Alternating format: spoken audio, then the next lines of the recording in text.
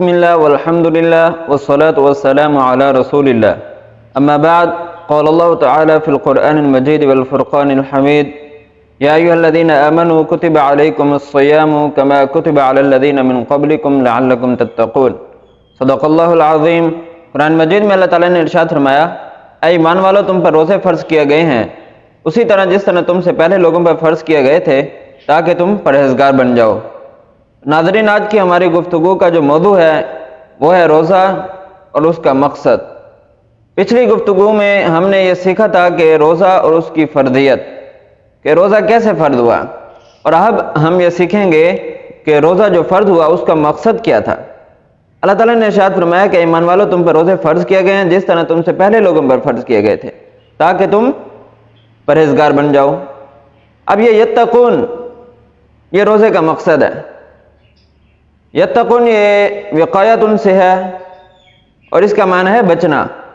قرآن مجید میں سورۃ ال عمران میں اللہ تعالیٰ نے ارشاد فرمایا: وَسَارِعُوا إِلَى مَغْفِرَةٍ مِّن رَّبِّكُمْ وَجَنَّةٍ عَرْضُهَا السَّمَاوَاتُ وَالْأَرْضُ أُعِدَّتْ لِلْمُتَّقِينَ، کہ دوڑو اپنے رب کی مغفرت کی طرف اور اس کی جنت کی طرف جس کی جو عرض ہے، جس کی چوڑائی ہے وہ زمین و آسمان کے برابر ہے اور وہ متقین کے لیے تیار کی گئی ہے. اب ہم پہلے تقویٰ کو سمجھیں گے کہ تقویٰ کیا چیز ہے. تو پچھلے سبق میں ہم نے جو پڑھا تھا کہ صام یصوم کا معنی ہے رکنا، تو یہ بھی اتقا یتقی سے ہے. وقایت المصدر، اس کا معنی ہے بچنا، کہ حلال چیزوں سے رکنا تاکہ حرام چیزوں سے بچا جا سکے. آسان فہم انداز میں مثال کے طور پر اگر ہمیں ڈاکٹر کہہ دیتا ہے کہ آپ نے چاول نہیں کھانے، تو ہم اس سے مکمل پرہیز کرتے ہیں، مکمل رکتے ہیں کہ ہم نے چاول کبھی نہیں کھانے. اسی طرح جو بجلی کا بورڈ ہے، ہمیں پتہ ہے کہ اس میں کرنٹ ہے، کہیں تار ننگی ہو تو ہم اس سے ہاتھ لگانے سے بچتے ہیں کہ کیونکہ ہمیں پتہ ہے کہ اس میں کرنٹ ہے. تو یہی بچنا جو ہے یہ تقویٰ کے معنی میں ہے، یعنی کہ کسی ایسی چیز سے جو نقصان دہ ہو، انسان کو پتہ ہے کہ وہ نقصان دہ ہے، اس سے وہ بچے، یہی تقویٰ ہے. حضرت عمر رضی اللہ تعالیٰ عنہ نے جب حضرت ابی بن کعب رضی اللہ تعالیٰ عنہ سے تقویٰ کے بارے میں پوچھا تو انہوں نے بہت ہی خوبصورت جواب دیا. انہوں نے کہا کہ یا امیر المومنین، کیا آپ کا کبھی ایسے راستے سے گزر ہوا ہے جس کے دونوں طرف خاردار جھاڑیاں ہوں؟ تو حضرت عمر رضی اللہ تعالیٰ عنہ نے کہا کہ ہاں، بارہا ایسے ہوا ہے. تو آپ نے پوچھا کہ کیا آپ ادھر سے پھر کیسے گزرتے ہیں؟ تو حضرت عمر نے جواب دیا کہ میں اپنے دامن سمیٹ لیتا ہوں کہ کہیں میں جھاڑیوں میں الجھ نہ جاؤں. تو حضرت ابی بن کعب نے کہا کہ ہاں، یہی تو تقویٰ ہے. نبی کریم صلی اللہ علیہ وسلم نے فرمایا: التقویٰ ہا ہنا، کہ تقویٰ یہاں ہے، یعنی دل میں، دل کی طرف اشارہ کیا. اب روزے کا جو مقصد بتایا گیا وہ ہے یتقون، تاکہ تقویٰ اختیار کرو، تم گناہوں سے بچو. تو اس پورے مہینے میں یہ مشق ہوتی ہے کہ انسان اپنی پورے دوسری زندگی میں جو ہے گناہوں سے بچا رہے، تقوی کی صفت سے مزین ہو جائے.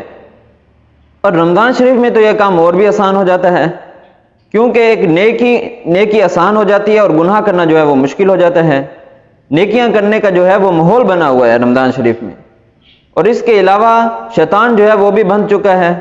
کم من صائم لیس لہ من صیامہ الا الظمأ، بہت سے روزہ دار ایسے ہیں کہ جن کے پلے ان کے روزے سے سوائے بھوک کے اور کچھ نہیں پڑتا. نبی کریم صلی اللہ علیہ وسلم کے زمانے میں دو عورتوں نے روزہ رکھا، روزے میں اس قدر بھوک لگی کہ برداشت سے باہر ہو گئی اور ہلاکت کے قریب پہنچ گئیں. تو لوگوں نے نبی کریم صلی اللہ علیہ وسلم سے دریافت فرمایا تو حضور صلی اللہ علیہ وسلم نے ان کو ایک پیالہ دیا اور کہا کہ ان عورتوں کے پاس لے جاؤ اور ان کو کہو کہ ان میں کیا کریں. اور جب انہوں نے اس میں کیا کی تو اس میں تازہ کھایا ہوا خون اور گوشت کے ٹکڑے نکلے. تو انہیں حیرت ہوئی، انہوں نے نبی کریم صلی اللہ علیہ وسلم دریافت کیا تو رسول صلی اللہ علیہ وسلم نے فرمایا کہ انہوں نے اللہ کی حلال روزی سے روزہ رکھا اور حرام چیزوں کو کھایا، یعنی یہ دونوں عورتیں غیبتیں کرتی رہی ہیں ایک دوسرے کی. اب ہم نے دیکھنا یہ ہے کہ میرے روزے کی کیا حالت ہے، کیا میں بھی تقوی کی صفت اپنے اندر پیدا کر رہا ہوں کہ نہیں؟ کیا میں بھی روزے سے تقوی کی صفت سے مزین ہو رہا ہوں کہ نہیں؟ اب یقین جانیے کہ جس بندے کے اندر یہ صفت پیدا ہو گئی تو اس کے لیے اللہ تعالیٰ کی طرف سے کتنے انعامات ہیں. اللہ تعالیٰ نے قرآن مجید میں ارشاد فرمایا: وَمَن يَتَّقِ اللَّهَ يَجْعَل لَّهُ مَخْرَجًا وَيَرْزُقْهُ مِنْ حَيْثُ لَا يَحْتَسِبُ، جو شخص اللہ تعالیٰ سے ڈرتا ہے، اللہ تعالیٰ کا تقوی اختیار کرتا ہے، اللہ تعالیٰ اس کے لیے نکلنے کی راہیں بناتا ہے اور اس کو وہاں سے رزق عطا کرتا ہے جہاں سے اس کا گمان بھی نہیں ہوتا۔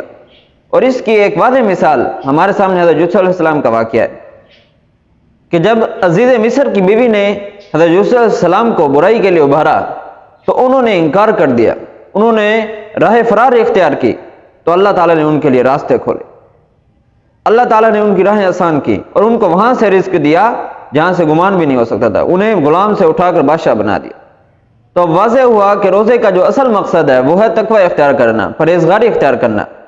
نبی کریم صلی اللہ علیہ وسلم نے ارشاد فرمایا کہ اے نوجوانوں، تم میں سے جو بھی نکاح کی استطاعت رکھتا ہے وہ ضرور نکاح کر لے، کیونکہ یہ تمہاری شرمگاہ کی حفاظت اور نگاہوں کی عفت کا باعث ہے، اور جو بھی نکاح کی طاقت نہیں رکھتا اسے چاہیے کہ وہ روزے رکھے، کیونکہ یہ شہوت کو کم کرنے کا ذریعہ ہے۔ تو آج ہم نے روزہ اور اس کا مقصد تقوی یعنی پرہیزگاری کے بارے میں سیکھا۔ تو اللہ تعالیٰ سے دعا ہے کہ اللہ تعالیٰ ہمیں قرآن مجید کو پڑھنے، سمجھنے اور اس پر عمل کرنے کی توفیق عطا فرمائے، آمین۔ وما علینا الا البلاغ المبین۔